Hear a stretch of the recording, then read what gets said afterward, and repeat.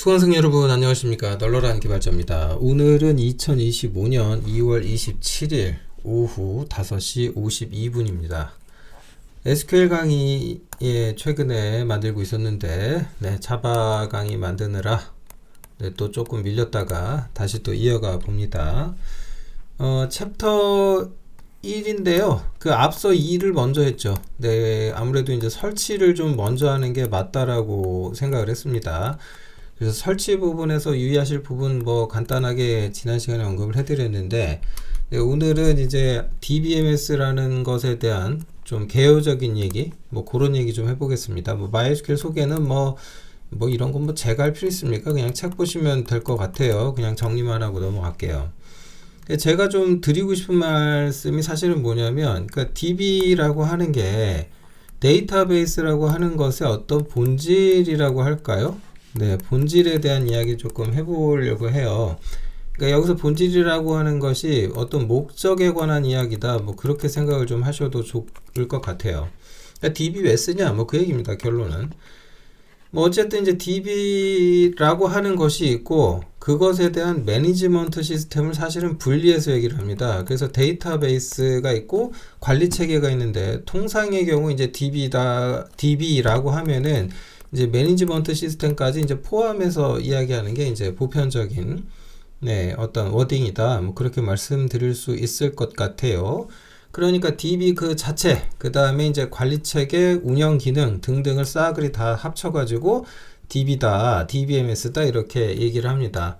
뭐 이제 MySQL은 여기에 이제 하나가 더 붙죠. R이 가서 붙습니다. 이제 관계형 데이터베이스라서 이제 릴레이션에 관한 얘기를 하죠. 그러니까 어떤 무엇이 있고, 이게 뭔지 모르겠지만 이것을 뭐 A라고 한다면 A와 B 간에, 얘네들 간에 뭘 논한다고요? 관계를 논한다는 거예요. 근데 이 데이터베이스에서 데이터를 우리말로 번역하면은 이제 자료잖아요. 그러니까 얘를 어떤 자료라고 한다면 이렇게 되지 않겠습니까? 자료 간의 관계를 규정하는 특성을 가지고 있는 자료 관리 체계다, 그렇게 보시면 될 것 같아요. 그래서 관계라는 개념이 매우 핵심인데, 이게 사실은 우리 지금 구독자분들 대다수가 이제 OOP에 대해서 알고 있단 말이에요. 그러면 이때 우리는 사실 관계 얘기를 이미 했습니다. 그래서 OOP를 생각을 해보시면은 RDBMS에서의 관계, 자 OOP가 나오면은 어떤 단위로 설명되는 것 중에 하나가 바로 이제 클래스 개념으로 이제 오브젝트죠. 오브젝트라는 것을 이제 클래스라는 문법으로 기술을 하지 않습니까? OOP 언어에서 뭐 자바든 C++이든 그렇죠. 그래서 관계를 이루는 단위, 그 주체는 클래스입니다. 그래서 데이터베이스에서는 어떤 단위 성격을 갖는 자료가 있는데 그들 간의 관계를 논하는데, 통상의 경우 얘를 뭐라고 하냐면 테이블 그럽니다. 그래서 이 테이블이라고 하는 것은 그 여러분 생각하시는 그 무슨 워드 프로세서의 표와 같아요. 뭐 표가 있으면 보통 그 행이 있고 열이 있잖아요. 뭐 그러면 여기에서 뭐 이름, 뭐 나이, 뭐 주소, 전화번호 그럼 막 쓰잖아요. 뭐 엑셀 가지고도 이렇게 표 형태의 데이터를 만드는 건 흔한 일인데, 이 테이블, 이 표 말하는 거 맞습니다. 어떤 필요에 따라서 뭔가 이렇게 자료를 묶는데, 이게 굳이 OOP가 아니더라도 당장 C 언어로만 가더라도 이제 구조체라는 개념이 있습니다. 그래서 구조체라고 하는 게 그 사실은 어떤 이런 자료 구조죠. 얘도 이제 엄밀히 말하면 자료 구조입니다. 그래서 이제 이 자료를 기술하는, 자료를 이제 그 기본 형식에 해당되는 것 여러 개를 묶어가지고 하나의 덩어리로 집합체로 만드는 유도형에 해당되고, 그 유도형 자료라고 하는 것이 이제 RDBMS로 넘어오면 표가 되는 겁니다. 테이블이 되는 거죠. 근데 테이블이라고 하지 그걸 번역해서 표라고 하는 경우는 없었던 것 같습니다. 아무튼 요게 이제 중요한 DBMS의 어떤 무엇인데, 그 테이블을 이해하기 위한 뭐 어떤 개념적인 설명으로 이해하시면 될 것 같다. 그래서 이제 뭐 개념적으로 그렇구나인데, 이게 이제 더 중요한 건 이제 이 부분입니다. 이 부분이에요. 그러니까 제가 좀 중요하게 여러분이 생각을 하셨으면 하는 부분은 바로 이 부분. 그러니까 DBMS를 통상의 경우 이제 별도의 어떤 서버로 분리합니다. 그런데 문제는 뭐냐면은 이게 데이터베이스라는 것이 하나가 이렇게 있으면 여기에 연결해 갖고 작동되는 서버든 뭐 어떤 클라이언트 프로그램이든 무엇이 되었건 이런 여러 요소가 동시 접근을 하는 게 일반적이에요. 그러니까 동시 접근을 통해 가지고 뭔가 입출력이 일어나고 있다 보니까 극단적인 동시성 이슈가 발생할 가능성이 매우 높습니다. 이게 얼마나 높으냐면 OS 수준인가 혹은 그 이상인가 이런 지경이에요. 그러니까 우리가 이제 메모리를 OS로부터 뭐 전산자원을 받고 이러잖아요. 근데 이제 만약에 OS가 해주는 거 때려치고 야 좀 비켜봐 내가 알아서 할게 그러면 가상 메모리를 쓰더라도 대량의 메모리를 왕창 미리 잡아놓고 그래서 이제 그 관리 체계를 아예 따로 쓰는 경우를 직접 구현하기도 하죠. 보통 이제 그런 거 하시는 분들이 이제 그 게임 서버 같은 거 만들 때 통상에 그렇게들 하십니다. 그 한 서버 채널 서버당 이제 접속하는 사용자 수 얼마 그래서 이제 그걸 미리 계산해 가지고 다 잡아놔야지 뭐 접속할 때 그걸 할당하고 뭐 느린 대응을 하려고 없는 거죠. 아무튼 상황이 이렇다 보니까 동시성 나오면은 입출력 성능 저하 이슈는 늘 따라다닙니다. 그러니까 네트워크 기반의 서버로 다양한 또 다른 서버와 연계되는 구조, 서버에 대한 또 다른 서비스를 제공하는 서버, 그리고 대량의 데이터, 여기에서 이제 요즘 흔히 유행하는 그놈의 빅, 대량의 데이터를 잔뜩 싸들고 있습니다. 그런데 문제는 뭐냐면은 이게 이제 제가 대량이라고 하는 거는 뭐냐면은 이제 자료의 건수라고 할까요? 그러니까 이런 테이블의 행의 개수죠, 행. 네, 그러면은 뭐 영어로 로우라고 해도 되겠고 아무튼 그러니까 구조체로 치면 구조체 개수, 클래스로 치면 인스턴스 개수 그것이 자료의 건수가 되겠는데 이게 이제 작게는 예제 같은 걸 하나 우리가 공부할 때는 몇 건이죠. 10건 정도 가지고 장난치고 공부할 수 있어요. 근데 실제로 운영을 하다 보면은 이게 이제 억 단위로 가는 건 순식간입니다. 그러니까 몇 억, 몇십억 막 이렇게 쌓이다 보니까 미친 듯이 늘어가거든요. 그 상태에서 이제 성능을 논해야 되니까 이게 참 쉬운 문제가 아닙니다. 그래서 물론 이제 그 모든 것을 뭐 어플리케이션 개발자가 어떻게 할 건 없는데 여기서 이제 기본적으로 따져야 될 거는 뭐냐면 이거예요. 이게 중요한 거예요. DB에 저장되는 자료는 2차 메모리에 저장된다. 이거는 이 말 한마디로 이제 무슨 얘기냐면 여기서 말하는 입출력이라는 게 이게 이제 파일 IO에 해당된다라는 얘기예요. 이게 이제 파일 입출력에 해당된다는 얘기고 그렇다는 얘기는 이제 디스크 있죠? 하드 디스크든 뭐 아니면은 이제 그 뭐 솔리드 스테이트 디스크든 그러니까 2차 메모리에 대한 입출력이 일어나요. 근데 이러한 얘가 이제 2차 메모리가 미디어가 이제 자기 디스크냐 뭐 아니면 이제 그 뭐 칩이냐 뭐 이제 그런 뭘로 되어 있느냐에 따라서 이제 입출력 성능이 이제 물리적 차이가 있죠. 근데 이제 그렇게 해놓고도 아무리 이 2차 메모리를 잘 속도를 높인다고 해도 1차 메모리 즉 램 메모리보다 빠를 수는 없어요. 그래서 이거를 어느 정도 따라가기 위해서 온갖 짓을 다 합니다. 뭐 온갖 걸 해요. 그래서 사실은 이제 DBMS를 공부할 때 제가 좀 신경 쓰고 싶은 것은 바로 그 또 내부 구조입니다. 이 부분이 왜 중요하냐면 결국 이제 결과적으로 보면 여러분이 나중에 DB의 성능을 어떻게 하면 극단적으로 높일 수 있을까 이걸 논해야 되는데 이게 무슨 사실은 여러분이 어떤 뭐 서비스를 내가 개발해 가지고 운영하는 것도 아니고 그러면은 이거는 뭐 사실은 이렇게밖에 안 되거든요. 즉 의도적으로 부하를 만들어내는 거예요. 부하를 생성을 해낸 다음에 이 생성된 부하를 바탕으로 이제 테스트를 해본다든지 뭐 스트레스를 받는 상태를 만들어 가지고 이제 대응을 해볼 건데 이게 디스크 입출력이다 보니까 이제 여기에 대해서 생각을 해볼 수 있는 게 뭐냐면은 스케일업을 하는 방법이 있죠. 무슨 얘기냐? 레이드 컨트롤러 있죠. 레이드 컨트롤러를 이용하고 이 디스크도 SSD 쓰고 뭐 이렇게 해가지고 성능을 높일 방법이 있어요. 그러니까 하드웨어적으로 입출력 성능을 높여버리면은 당연히 이제 그 서버가 더 이제 빠른 응답을 할 수가 있습니다. 네, 그 점은 뭐 당연한 얘기죠. 뭐 여러분 그러니까 핵심이 이거예요. 그러니까 하드디스크 같은 이제 SSD가 됐든 뭐가 됐든요. 미디어가 있으면 얘에 대한 디바이스 드라이버가 있을 것이고 이 윗단에 있는 게 이제 파일 시스템이 있겠죠. 당연한 얘기고요. 그래서 이제 얘를 추상화시킨 인터페이스가 있고 이걸 열어가지고 이제 소위 보통 이제 쉘 프로그램 윈도우로 치면 이제 탐색기에 해당되겠죠. 이걸 이용해 가지고 이 미디어 속에 저장된 정보를 이제 비선형 구조로 시각화해서 여기 보여준단 말이에요. 그러니까 이제 사실은 결국은 이제 핵심이 되는 건 뭐냐면 이겁니다. 진짜 파일 IO인데 이게 여러분들이 어떤 어플리케이션을 개발한다 하더라도 2차 메모리 안에 영구적으로 그러니까 전원을 꺼도 유지되는 어떤 정보를 저장해야 될 가능성이 있잖아요. 뭐 그래서 이제 미디어를 옮겨서 뭐 USB 인터페이스를 가지고 있는 이제 썸 드라이브에다가 옮겨가지고 뭐 복사도 하고 뭐 이래야 될 텐데 그러니까 파일이라는 것도 따지고 보면 이제 단위죠, 단위. 예, 정보 묶음의 이제 단위가 되는 건데 어쨌든 어플리케이션 개발할 때 이제 뭐 간단한 거라면 전용 파일을 만들어 가지고 그러면 이제 일반적인 뭐 간단한 텍스트 파일이다 그러면 그냥 뭐 아스키 모드로 열어 가지고 이제 영문 같은 거 저장하고 글씨 형태의 데이터니까 뭐 이런 거는 뭐 그나마 뭐 괜찮겠죠.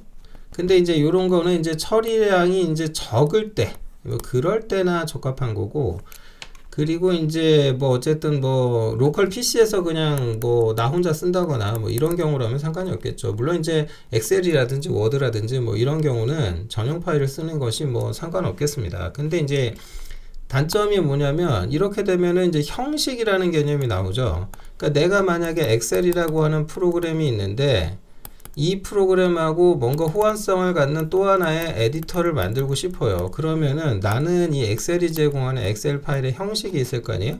그 전용 형식을 다 이해하고 분석해서 그걸 호환되게 만들어 줘야 돼요. 네. 아니면 뭐 만약에 이제 내가 만든 어떤 프로그램이 있는데 여기 있는 정보를 엑셀에서 열게 하려고 MS를 설득해서 내 파일 포맷을 니네가 지원하도록 하면 MS가 내 말을 들어줍니까 안 들어줍니까? 네, 들어줄 리가 있겠습니까? 그런 일은 일어나지 않습니다.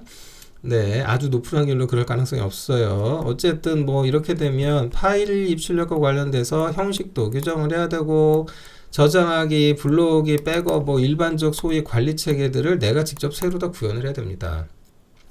뭐 그런 문제가 있죠. 그래서 배포 문제도 뭐 있고 여러 가지 있는데 그 다음에 사실 또 한 가지 문제가 뭐냐면 이제 서버다 이러면은 동시성. 그러니까 내가 만든 어플리케이션이 있는데 제3의 모듈과 이렇게 연계가 돼가지고 얘네들이 뭐 B라고 하고 C라고 하고 내가 만든 어떤 모듈이 이제 뭐 서버든 뭐든 그러면 얘네가 이제 입출력을 요청할 거고 나는 거기에 대응해가지고 이제 뭐 파일에다가 대고 IO를 해야 되잖아요. 그러면 이것에 대한 접근 통제 그 다음에 거기에다가 이제 병목 현상 나는 등등등의 문제 그거 다 누가 해결해야 돼요? 내가 해결해야 돼요. 그리고 이거는 일반적으로는 웬만한 어플리케이션 다 이래요. 그러니까 이제 DB를 사용하게 된 거죠. 예, 데이터베이스를. 그러면은 이제 데이터 처리라고 하는 것, 데이터라는 것 자체를 이제 별도로 완벽하게 이제 분리할 수가 있다. 완벽히 분리해서 생각할 수가 있는 거죠. 그러니까 이제 뭐 내가 고민할 게 확 주는 거죠.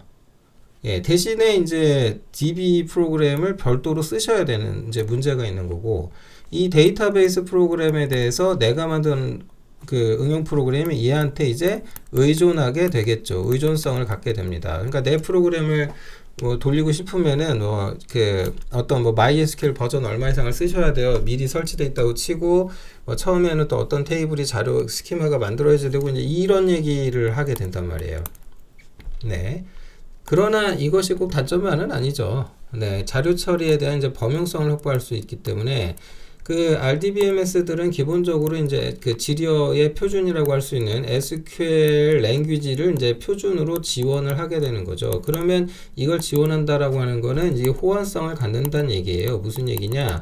SQL문을 이용해서 자료를 제어하는 것이 가능하기 때문에 내가 만든 어플리케이션이 생성한 데이터들을 타 어플리케이션에서 읽어서 분석하는 것도 가능하고, 정반대로 이제 다른 어플리케이션들이 축적한 어떤 데이터가 있겠죠? 그 데이터를 나도 이제 SQL이라고 하는 표준화된 방법론을 통해서 가져와 가지고 내 어플리케이션 내부에서 뭔가 분석을 할 수도 있잖아요. 그러니까 이거는 그 모듈화라는 개념에서 봤을 때 굉장히 큰 장점이 있는 거죠. 네, 그리고 이제 생산성 관점에서 또 보면 중복되는 기능 구현 안 해도 되니까 얼마나 좋아요. 네, 물론 이제 대신 뭐가 든다? 네, 돈이 든다. 네, 뭐 돈이 든다. 비용. 네, 소프트웨어 사야죠. 뭐 어째야죠. 이제 이렇게 되는 거죠. 뭐 이제 그 MySQL 말고 이제 뭐 다른 이제 무료 라이센스가 있는 뭐 그런 RDBMS를 사용하시는 방법도 있기는 있을 것 같은데 어쨌든 그렇다. 뭐 SQL에 대해서는 뭐 어쨌든 얘기 안 하겠습니다. 지금 한 가지 지금 고민인 게 그냥 뭐 SQL이라고 하는 것에 대한 문법이 있는데 문법이죠. 언어죠, 언어. 그 구조화된 뭐 질이요. 이래서 대화식 언어다. 인터프리터너란 얘기예요.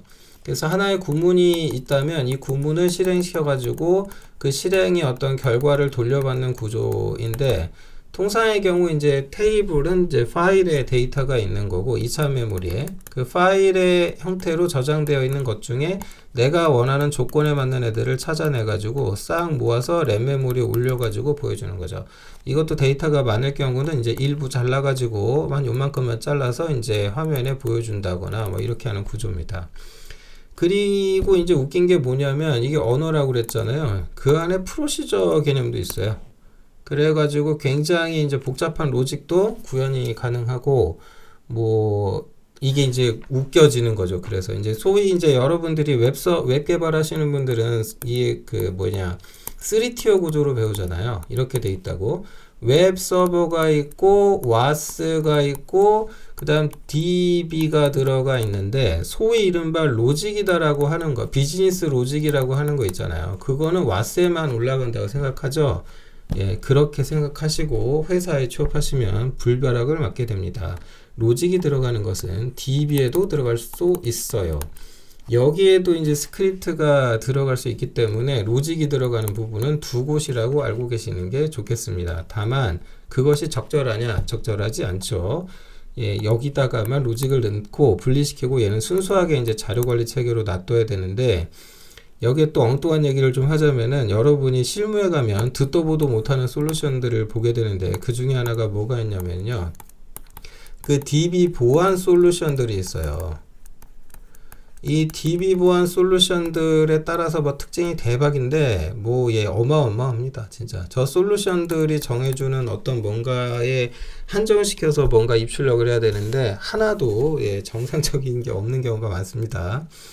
네, 그러니까 특이하다, 정상적이지 않다라는 게 예, 비정상적이라는 얘기인데, 그러니까 듣도 보도 못한 학부 때 혹은 이제 학원에서는 배운 적이 없는 이상한 현상을 경험하게 됩니다.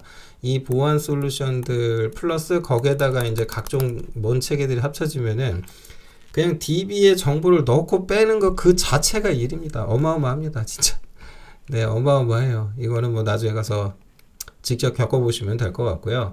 아무튼 이런 상황일 때 로직을 DB에 때려 넣는 게 이제 그 해결 방법이 되어주기도 하고 정반대로 여기에 이제 로직이 들어가 있다 보니까 그것이 하나의 문제로 작용해 가지고 당연히 돼야 될 일이 안 된다거나 이런 일도 비일비재하다.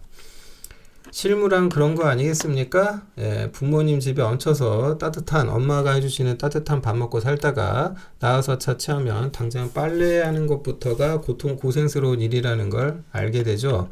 마찬가지입니다. 실무는 별거 없습니다. 여러분이 당연하다고 생각했던 그것에서 문제를 경험하고 그것에 대해서 의존성이 존재하는 나머지가 와르르 무너지는 상황에서 주어진 시간이 얼마 없는데 그걸 해결해야 되는 이제 강압을 이겨내는 게 그게 실무입니다. 네, 그런 거예요. 인생 뭐 있습니까? 그런 거죠. 자, 그래서 이제 데이터를 정의하는 SQL 랭귀지는 하여튼 이렇게 세 가지로 나뉘어요. 데이터를 이제 규정하는 거, 이제 데이터 테이블이죠. 이제 테이블이라는 하나의 이제 단위라고 생각을 하시면 되겠고, 얘에 대한 어떤 처리. 그 다음에 이제 이거 자체에 대해서 이제 구조를 논하는 거 뭐 있겠고요. 그러니까 데이터 추가 삭제니 뭐 이제 그러니까 구조 논하는 게 얘고 이제 여기 이제 추가 삭제 뭐 조회 변경. 그러니까 보통의 경우 우리가 흔히 논하는 게 이제 DML이죠. 일단 접근 권한이나 트랜잭션 관련된 내용이 있는데 이 부분은 이제 고급으로 조금 넘어가면서 다루게 될 텐데 뭐 어찌됐건 뭐 향후 일정을 좀 말씀드리면은 이 SQL에 대해서는 저는 최대한 간략히 대충 하고 넘어갈 겁니다. 그리고 테이블 구조도 복잡하게 가져갈 생각이 없고 뭐 좀 제가 집중하고 싶은 것은 이 DBMS 그 자체, 즉 여기에 구조 부분에 좀 집중을 하고 싶습니다. 그리고 또 하나, 제가 지금 파일 입출력이라고 계속 말하고 있잖아요. 그래서 지금 제가 사실은 그 하드웨어를 좀 구매를 하려고 준비 중에 있습니다.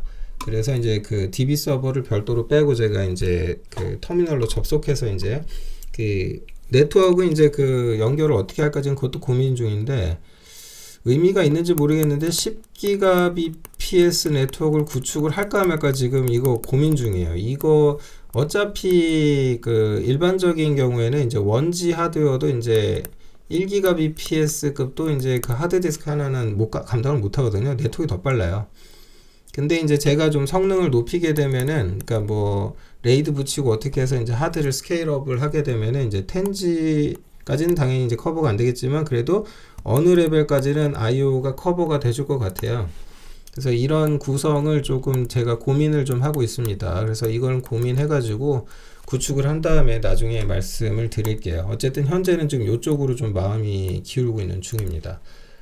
그래서 성능을 높여놓은 상태에서 반응성이 어떻게 떨어지는지 좀 보려고 하고요. 그 다음에 요 얘기도 좀 해야 되겠는데 이게 이제 자바 같은 걸로 하면 편할 텐데 이게 직업이 그래서 그런지 근데 제가 여기 부하 생성 뭐 이런 얘기 했잖아요. 근데 제가 이제 그 뭐 쓰고 있는 PC도 당장 윈도우고 하다 보니까 그래서 이제 뭐 그냥 여기에다가 MFC 같은 혹은 윈도우즈 API 같은 방식을 이용해서 예제 하나 만들어 갖고 돌리는 거는 뭐 그냥 열어서 컨트롤 C 컨트롤 V 한 다음에 조금 바꿔주면 되니까 만들어진 예제들이 이미 있거든요.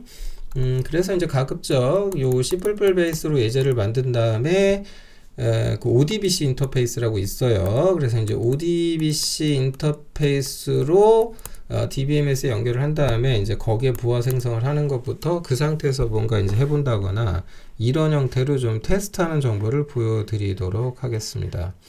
자, 말이 길었는데 어쨌든 데이터베이스의 본질은 이겁니다. 이거 생각을 잘 하셔야 돼요. 네, 그래서 이제 이게 이제 동시성하고 딱 엮여 들어가게 되면은 이제 데드락이라고 하는 상황은 따라오게 돼 있거든요. 결국 데드락 요거가 이제 벌어지게 또 만들어 보려고 지금 생각을 하고 있어요. 그래서 이제 이 얘기 넘어가려면 이제 DB 엔진 얘기 나오고 파티셔닝 뭐 일 때 뭐가 어떻게 구성이 됐을 때 이제 나오는지 아니면 반응성을 어떻게 떨어뜨릴 수 있는지 등등등 고민해 볼 거고요.